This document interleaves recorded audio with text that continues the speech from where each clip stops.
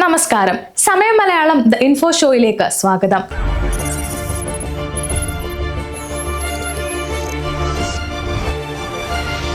ഇന്ന് ലോകം മുഴുവനും ഒരുപോലെ ചർച്ച ചെയ്യുന്ന ഒന്നാണ് സ്വർണ്ണവില.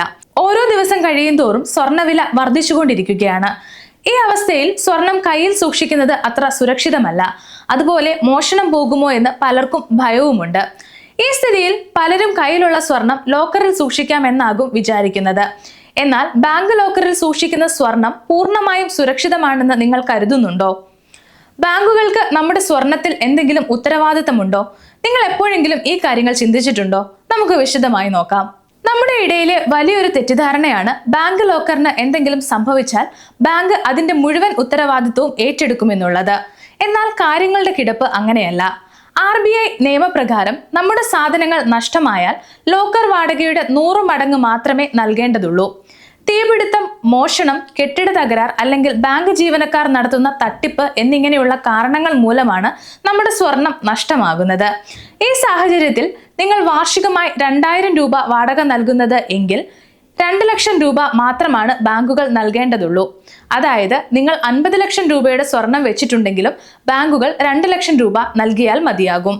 മറ്റൊരു വ്യവസ്ഥ പ്രകൃതി ദുരന്തങ്ങളായ വെള്ളപ്പൊക്കം, ഭൂകമ്പം, ഇടിമിന്നൽ എന്നിവ മൂലം നഷ്ടം സംഭവിച്ചാൽ ബാങ്ക് 1 രൂപ പോലും നഷ്ടപരിഹാരം നൽകാൻ ബാധ്യസ്ഥരല്ല.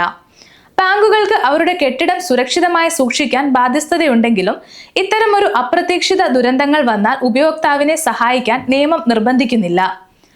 ആക്ട് ഓഫ് ഗോൾഡ് എന്നാണ് ഇതിനെ നിയമപരമായി പറയുന്നത്. ഇതിന് നിങ്ങൾക്ക് ചെയ്യാവുന്ന പരിഹാരം ഇൻഷുറൻസ് എടുക്കുക എന്നതാണ്. പല ജനറൽ ഇൻഷുറൻസ് കമ്പനികളും ജ്വല്ലറി ഇൻഷുറൻസ് നൽകുന്നുണ്ട്. ഇൻഷുറൻസ് എടുക്കുന്നത് വഴി ലോക്കറിലിരിക്കുന്ന സ്വർണത്തിന് മാത്രമല്ല, നിങ്ങൾ സ്വർണം ധരിക്കുമ്പോഴോ വീട്ടിൽ വെക്കുമ്പോഴോ ഉണ്ടാകുന്ന നഷ്ടങ്ങൾക്കും പരിരക്ഷ ലഭിക്കും. ബാങ്കുകൾക്ക് ഇത്തരം ഇൻഷുറൻസ് നേരിട്ട് നൽകുന്നതിനുള്ള അനുമതിയില്ല. അതിനാൽ നിങ്ങൾ പുറത്തുനിന്ന് തന്നെ ഇത് എടുക്കേണ്ടി വരും. മറ്റൊരു പ്രധാന കാര്യം ലോക്കർ എഗ്രിമെന്റിൽ വന്ന മാറ്റമാണ്. എല്ലാ ഉപഭോക്താക്കളും പുതിയ ലോക്കർ എഗ്രിമെന്റിൽ നിർബന്ധമായും ഒപ്പിടണം. പണമോ നിയമവിരുദ്ധമായ സാധനങ്ങളോ സൂക്ഷിക്കാൻ പാടില്ല എന്ന് കർശനമാക്കിയിട്ടുണ്ട്. തുടർച്ചയായി 3 വർഷം ലോക്കർ പ്രവർത്തിപ്പിക്കാതെ ഇരിക്കുകയോ വാടക നൽകാതെ ഇരിക്കുകയോ ചെയ്താൽ ബാങ്കിന് ലോക്കർ തുറന്ന് പരിശോധിക്കാൻ സാധിക്കും.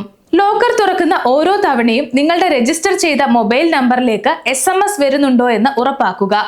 ബാങ്കുകൾ ഇപ്പോൾ 180 ദിവസത്തെ CCTV ദൃശ്യങ്ങൾ നിർബന്ധമായും സൂക്ഷിക്കണം.